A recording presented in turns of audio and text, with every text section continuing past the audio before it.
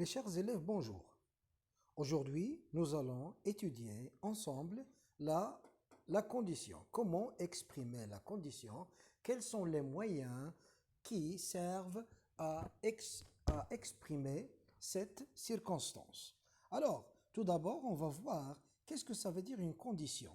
D'accord? La condition exprime une circonstance obligatoire pour la réalisation d'un fait. Alors, cette condition peut être exprimée par une proposition subordonnée introduite très souvent par la conjonction de subordination si. Alors, nous allons voir trois cas avec ce mot si.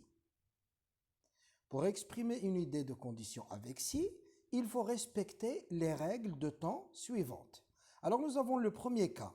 Si plus présent plus futur. Exemple, si j'ai le temps, je t'aiderai. Regardez bien ici, nous avons deux propositions.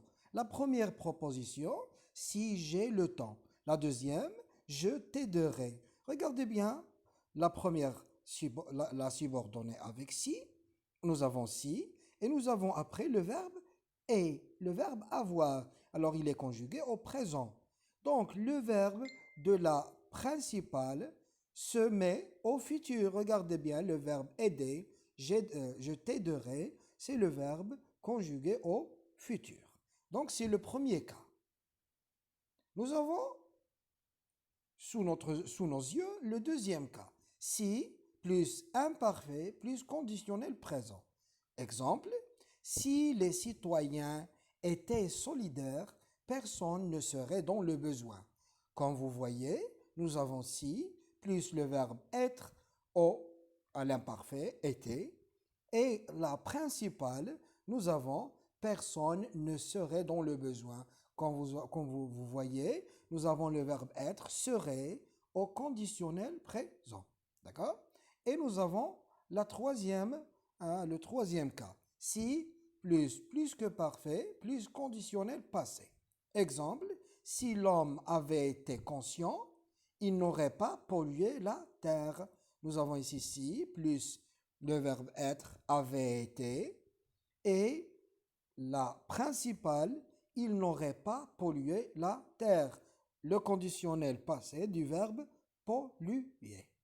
Alors, retenez bien, on peut changer l'ordre de la phrase de condition et le sens reste le même.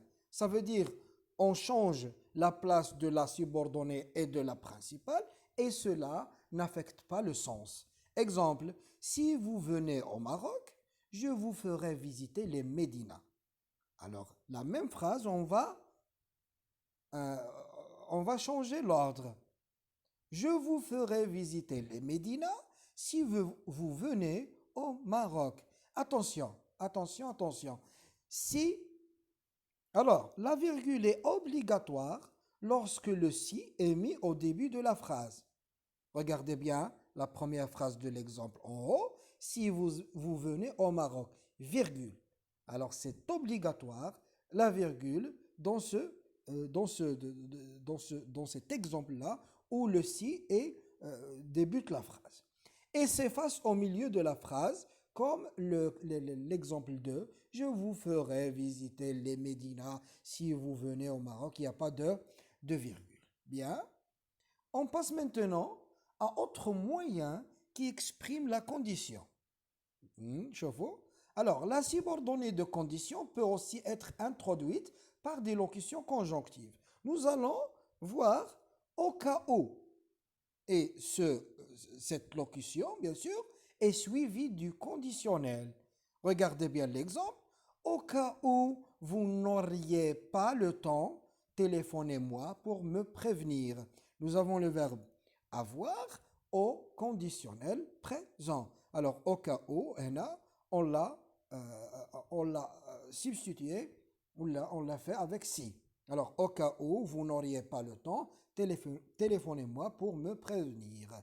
Nous pouvons aussi exprimer la condition avec à condition que, pourvu que, et ces deux moyens sont suivis du subjonctif. Exemple, tu peux réussir à condition que tu fasses des efforts. On voit bien le verbe faire ici face au subjonctif.